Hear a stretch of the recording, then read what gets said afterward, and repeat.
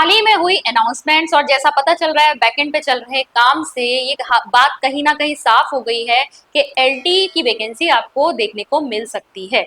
और जैसा कि हम पहले भी कह रहे थे कि कम से कम आपको इस साल के एंड तक अनाउंसमेंट तो सुनने को मिल जाएगी। एग्जाम हालांकि आपका अगले साल ही होगा, लेकिन कम से कम आपको अनाउंसमेंट सुनने को मिल जाएगी कि एलटी की परीक्षा होगी। अब यहाँ पर बहुत सारे लोग हमसे सहमत नहीं होंगे, तो वे ऐसे लोग हैं जो काफी समय से प्रिपरेशन कर रहे हैं, उन्हें अंदाजा है, तो वो भी अपना एक अनुमान लगा रहे हैं जैसे हम अपना अनुमान लगा रहे हैं। लेकिन यहाँ पर ऐसे बहुत सारे स्टूडेंट्स हैं जिन्होंने एलटी की एलिजिबिलिटी अभी अभी प्राप्त की है, मतलब उनका ग्रेजुएशन हुआ है या तो उन्होंने यूटेट एग्जाम क्वालिफाई किया है, बीएड वगैरह कर लिया है। इनको अपनी तैयारी आने वाले एलटी एग्जाम के लिए अभी से शुरू कर देनी चाहिए, क्योंकि अभी तो ये परीक्षा के पैटर्न को समझेंगे, इसके सिलेबस को वो समझेंगे और प्रीवियस ईयर क्वेश्चन से अंदाजा लगाएंगे कि ये एग्जाम आता किस तरीके का। ऐसे बहुत सारे नए सब्सक्राइबर्स हमारे चैनल पे भी जुड़े हैं, हमारे कोर्सेज में भी जुड़े हैं, जो हमसे बहुत सारे बेसिक क्वेश्चंस पूछ रहे हैं। और इससे मेरे को अंदाजा लगा कि यहाँ पर उन्हें इस एग्जाम की या किसी भी गवर्नमेंट वैकेंसी की बेसिक जानकारी भी नहीं है। इसीलिए आज के वीडियो में हम एलटी एग्जाम से रिलेटेड उन बातों को समझेंगे जो आपको पता होनी चाहिए अगर आप इस परीक्षा की तैयारी कर रहे हैं। तो हम देखेंगे यूके एलटी एग्जाम में ऐसी कौन सी चीजें हैं जो आपको पता होनी चाहिए। सबसे पहले हम बात करेंगे एलिजिबिलिटी की, ठीक है। अब जो ये परीक्षा देने वाले हैं वो इसके लिए एलिजिबल है या नहीं, उसकी मिनिमम एलिजिबिलिटी आपको पता होनी चाहिए। पहला है इसमें ग्रेजुएशन। अभी मैं सिर्फ बेसिक बता रही हूँ, ठीक है। ग्रेजुएशन आपका होना चाहिए, चाहे वो बीए हो, बीएससी हो। दूसरा आपका बीएड होना चाहिए। और तीसरा आपका यूटेट 2 क्वालिफाई होना चाहिए, ठीक है। ये आपके एजुकेशनल क्वालिफिकेशन है जो आपकी कंप्लीट होनी चाहिए अगर आप एलटी की परीक्षा देना चाहते हैं तो। अब इसमें ग्रेजुएशन में भी आपके अलग अलग सब्जेक्ट कॉम्बिनेशन है। हालांकि वो सब्जेक्ट कॉम्बिनेशन मैं फिर किसी दूसरी वीडियो में जो है कवर करूंगी, क्योंकि अगर हम उसे यहाँ पे कवर करेंगे तो वीडियो बहुत लंबी हो जाएगी। अभी मैं एक बेसिक आपको जो जानकारी है वो दे रही हूँ कि आपका ग्रेजुएशन, बीएड और यूटेट 2 होना चाहिए। यूटेट 2 के बारे में अभी हम जरूर जानकारी ले लेंगे क्योंकि वो थोड़ा सा अलग टाइप का है। एज की बात करेंगे तो आपकी एज कितनी होनी चाहिए? 21 वर्ष से 42 वर्ष के बीच में होनी चाहिए, यानी न्यूनतम 21 और अधिकतम कितनी हो सकती है? 42 वर्ष आपकी उम्र होनी चाहिए। इस बीच के जो रेंज के स्टूडेंट्स हैं वो सब इस एग्जाम के लिए एलिजिबल। अब जरा यूटेट परीक्षा की जो आपकी बात है वो कर लेते हैं। देखिए, जनरली आप जानते हैं कि जो आपका यूटेट एग्जाम होता है, सीटेट एग्जाम होता है, जनरल कैटेगरी के लिए 90 नंबर लाना यहाँ पर अनिवार्य होता है और अलग अलग कैटेगरीज के लिए भी यहाँ पर दिया हुआ है। लेकिन यहाँ पर ये एलटी के नोटिफिकेशन से ही लिया गया है, जो आपका लास्ट टाइम नोटिफिकेशन आया था उसी में ये आपका मेंशन है कि कैटेगरी वाइज यहाँ पे आपका थोड़े कम मार्क्स में भी आप क्वालिफाई माने जाते हैं। तो वो क्या है आप यहाँ पे चेक कर सकते हैं। देखो यहाँ पर आपके क्या दी है, यहाँ पे आपकी श्रेणियां दी हुई है। अगर आप महिला हैं और एससी कैटेगरी से हैं तो 60 नंबर पे भी क्वालिफाई मानी जाएगी, ठीक है। एक्स सर्विसमैन है और एससी कैटेगरी से हैं तो 75 पे भी क्वालिफाई माने जाएंगे। इस तरीके से आपकी ये टेबल दी है और टेबल के अनुसार आप देख सकते हैं किस तरीके से आपके कितने नंबर आने चाहिए कैटेगरी वाइज। आप चाहें तो इसका स्क्रीनशॉट ले लीजिए ताकि आपको समझ में आ जाए कि आपके कितने मार्क्स आए हैं और कितने मार्क्स पे आप यूटेट या सीटेट क्वालिफाइड माने जाएंगे अगर आपको एलटी की परीक्षा देनी है, ठीक है। यहाँ आप चेक कर सकते हैं कुछ चीजें आपकी वही है नॉर्मल। जैसे जनरल कैटेगरी के लिए अगर हम देखें तो 90 नंबर ही चाहिए यहाँ पर, ठीक है। फिर ईडब्ल्यूएस के लिए भी 90 नंबर ही चाहिए। अगर हम ओबीसी कैटेगरी के लिए देखें तो यहाँ पर 75 नंबर चाहिए और अगर हम एसटी कैटेगरी और एससी कैटेगरी के देखें तो 60 नंबर चाहिए। फिर आपका अलग अलग कैटेगरीज में फिर डिवाइड होता है, जैसे महिला हो गया, एक्स सर्विसमैन हो गया, दिव्यांग हो गया, ऑर्फन हो गया, इसमें फिर से डिवाइड किया हुआ। तो ये आप चेक कर सकते हैं।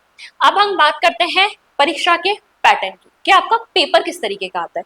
देखिए, पहले जो पेपर आया करता था वो होता था आपका 70+30, यानी कि 30 मार्क्स की आपसे क्या पूछी जाती थी? पेडागोजी पूछी जाती थी, ठीक है, पेडागोजी पूछी जाती थी। और 70 मार्क्स का आपसे विषय या फिर सब्जेक्ट पूछा जाता था, ठीक है। लेकिन अब यहाँ पर आप चेक करिए, लास्ट टाइम से ये जो आपका 2024 में आपकी परीक्षा हुई थी उसमें आपका पैटर्न चेंज किया गया था और अब जो नया पैटर्न है उसके अनुसार आपका यहाँ पर 100 अंकों की जो वस्तुनिष्ठ प्रकार की परीक्षा, यानी कि आपका जो ऑब्जेक्टिव पेपर होने वाला है 100 मार्क्स का, जिसमें आपसे 100 क्वेश्चंस पूछे जाएंगे। कैसे होंगे? Objective type, multiple choice type, कितने घंटे का होगा ये? 2 घंटे का होगा आपका ये। इसे 2 भागों में बांटा गया है, यानी 100 मार्क्स का कुल है, 50-50 में इसको डिवाइड किया गया। 50 मार्क्स का आपका पार्ट 1 है, ठीक है, पार्ट 1 ये आपका 50 मार्क्स का है, जिसमें आपसे क्या क्या पूछा जाएगा। सबसे पहले आएगा आपका शैक्षिक अभिवृत्ति, यानी कि आपका एकेडमिक एप्टीट्यूड, ठीक है, एकेडमिक एप्टीट्यूड। और इसका जो सिलेबस है वो मैं डिटेल में डिस्कस करूंगी अगले वीडियो में, और मैंने उसको बाइलिंगुअल भी कर दिया है। जो आपका आयोग की तरफ से आया हुआ था वो आपका सिलेबस कंप्लीटली इंग्लिश में था, कई बच्चों को परेशानी हो रही थी, तो हमने उसको टॉपिक वाइज ब्रेक डाउन भी कर दिया है और साथ ही साथ उसे हिंदी में भी कन्वर्ट कर दिया, ताकि आपके समझने के लिए आसान रहे, टॉपिक्स को कवर करने के लिए भी आसान रहे कि आपको किस चीज के अंतर्गत क्या पढ़ना है, ठीक है। तो एकेडमिक एप्टीट्यूड जो है ये आपका होता है 30 मार्क्स का, ठीक है, 30 मार्क्स का आपका एकेडमिक एप्टीट्यूड या शैक्षिक अभिवृत्ति पूछी जाएगी। तर्क शक्ति परीक्षण ये है आपका रीजनिंग, क्या है आपका? रीजनिंग है, ये रीजनिंग आपसे पूछी जाती है 10 मार्क्स की। और तीसरा है आपका सामान्य ज्ञान, यानी आपका यहाँ पे जनरल नॉलेज है, जीके है, और ये भी आपसे 10 मार्क्स की पूछी जाती है। और मैं इन सबका सिलेबस जो है आपके साथ अगली वीडियो में डिस्कस करूंगी डिटेल। तो यहाँ पर जो जीके भी है, ऐसा भी नहीं है कि आपको बहुत ज्यादा डिटेल पढ़ना है, सिंपल जीके पूछी जाती है, 10 मार्क्स की है यहाँ पर। ऐसे ही रीजनिंग है यहाँ पर 10 मार्क्स की। ये टोटल हो गया आपका 50 मार्क्स का, 30 10 10 टोटल मिला के 50 मार्क्स का पार्ट ए हो गया आपका।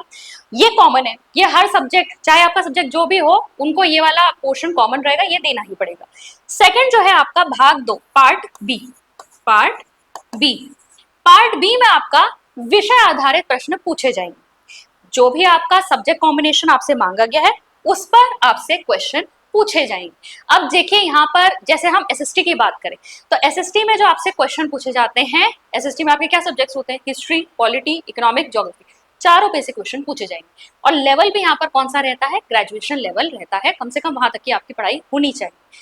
फिर अगर हम साइंस की बात करें, अगर आपका कॉम्बिनेशन पीसीएम वाला है तो आप एलटी मैथ्स के लिए अप्लाई करते हैं, तो वहां पे आपसे क्वेश्चन जो पूछे जाते हैं 50 मार्क्स में, 25 क्वेश्चन आपसे फिजिक्स के पूछे जाएंगे, 25 क्वेश्चन आपसे मैथ्स के पूछे जाएंगे। अगर आपका कॉम्बिनेशन ZBC है, जूलॉजी, बॉटनी, केमिस्ट्री, तो आप एलटी साइंस के लिए अप्लाई करेंगे। ऐसे में आपसे यहाँ पर क्वेश्चन कैसे पूछे जाते हैं? 1/3 क्वेश्चन, 50 में से 1/3 क्वेश्चन जो हैं आपसे जूलॉजी से पूछे जाएंगे, 1/3 आपसे बॉटनी से पूछे जाएंगे और 1/3 आपसे केमिस्ट्री के पूछे जाएंगे। तो ये कॉम्बिनेशन के हिसाब से आपका अलग अलग रहता है कि आपसे सब्जेक्ट में आपसे कहाँ से क्वेश्चन पूछे जाने वाले हैं। एकेडमिक एप्टीट्यूड का जो वेटेज है वो सबसे ज्यादा रहता है, इसलिए काफी ज्यादा रोल ये प्ले करता है, ठीक है। अब मैं इसलिए नहीं कह रही कि मैं ही पढ़ाती हूँ उसको, लेकिन आप खुद ही देख लीजिए 30 मार्क्स सीधे सीधे आपके एकेडमिक एप्टीट्यूड सेक्शन से पूछा जाता है। जबकि अगर हम यहाँ पर देख लें 50 मार्क्स में आपको कई सारे सब्जेक्ट पढ़ने पड़ रहे हैं, वो भी ग्रेजुएशन लेवल तक, ठीक है। तो ये आपका पेपर पैटर्न रहता है। 100 मार्क्स आपके यहाँ से कंप्लीट हो गए, 50+50 पार्ट ए और पार्ट बी में जितना आ गया आपका। अगर आप अच्छे से तैयारी करना चाहते हैं तो आप हमारे कोर्सेज में भी एनरोल हो सकते हैं। हमारा साइंस का कोर्स, एलटी साइंस का कोर्स भी है, जिसमें पार्ट 1 भी आपको मिलेगा प्लस साइंस मिलेगा, यानी विषय में ZBC, ठीक है, इसमें ZBC आपकी आ जाएगी। अगर आप SST लेना चाहते हैं तो वो भी ले सकते हैं, SST प्लस पार्ट 1, और अलग अलग भी अवेलेबल है। अगर आप सिर्फ SST लेना चाहते हैं वो भी ले सकते हैं, सिर्फ साइंस लेना चाहते हैं वो भी ले सकते हैं, अगर आप सिर्फ पार्ट 1 लेना चाहते हैं तो वो भी आप ले सकते हैं। ये सारे कोर्सेज हमारी ऐप में अवेलेबल है। इसके अलावा मैंने यूट्यूब पे भी बहुत क्लासेस करवा रखी है, यहाँ पर बहुत सारे आपके टॉपिक्स जो हैं MCQ के माध्यम से आपको कवर करवा रखे हैं, थ्योरेटिकल भी बहुत सारा कवर करवा रखा है। अगर प्रीवियस यहाँ पर प्लेलिस्ट जाकर चेक करोगे काफी मटेरियल मिल जाएगा। अगर नहीं चाहते हो कि अभी मैं कोर्स में एनरोल हूँ, अभी एग्जाम आपको दूर लग रहा है, अभी ऐसा लग रहा है कि मैं खुद से सेल्फ प्रिपरेशन करके पेपर को समझूं, टॉपिक्स को नोट डाउन करूं, तो आप वहां से भी हेल्प ले सकते हैं। आपको यूट्यूब में भी बहुत कंटेंट मिल जाएगा हमारे चैनल पर, और वहां से भी आपकी प्रिपरेशन आप स्टार्ट कर सकते हैं, ठीक है। तो ये कुछ मुख्य मुख्य बातें हमने यहाँ पर जानी, हमने समझी कि एलटी एग्जाम अगर आप दे रहे हैं तो आपको क्या क्या चीजें पता होनी चाहिए, ठीक है। हमने यहाँ पर बात करी आपकी परीक्षा का पैटर्न कैसा रहेगा, हमने बात करी यहाँ पर यूटेट में आपके कितने मार्क्स आने चाहिए, और हमने यहाँ पर ये भी बात करी कि आपकी एलिजिबिलिटी यहाँ पर क्या है। ये ब्रॉड यहाँ पर आपको जो समझाना है कि हर सब्जेक्ट के लिए कॉम्बिनेशन क्या मांगा जाएगा, सिलेबस क्या रहेगा, वो आने वाले वीडियोज में हम जरूर जानेंगे। आई होप आपको अच्छा लगा होगा कि आज हमने ये जो बेसिक जानकारी है स्पेशली उन स्टूडेंट्स के लिए जिनको बिल्कुल भी इस एग्जाम का आइडिया नहीं है, लेकिन वो इस एग्जाम की प्रिपरेशन करना चाहते हैं, उनके लिए ये वीडियो जो थी आज की डेडिकेटेड थी। अगर जैसा कि मैंने कहा आप कोर्सेज में एनरोल होना चाहते हैं, हमारे कोर्सेज को आप हमारी अचीवर्स ऐप से ले सकते हैं। हमारी अचीवर्स ऐप का लोगो यहाँ पे देख सकते हैं, क्यूआर कोड को स्कैन करके भी हमारी ऐप को डाउनलोड कर सकते हैं, नीचे डिस्क्रिप्शन बॉक्स में लिंक दिया है, वहां से भी आप डाउनलोड कर सकते हैं। और बहुत सारे स्टूडेंट्स पूछते हैं क्या आपकी ऐप आईफोन पे चलती है, तो जी हाँ, हमारी ऐप जो है आईफोन पर भी चलती है। आपको इससे रिलेटेड एक वीडियो भी हमारे ही यूट्यूब चैनल पर मिल जाएगा कि आईफोन में आप हमारी ऐप को कैसे डाउनलोड कर सकते हैं। तो आई होप ये जानकारी आपको यूजफुल लगी होगी। आने वाले वीडियोस में अगर आपके भी कोई प्रश्न हो तो आप हमें जरूर भेजिएगा, मैं उनको कवर करने की कोशिश करूंगी। मैं मिलती हूँ आपसे नेक्स्ट वीडियो में। Thank you.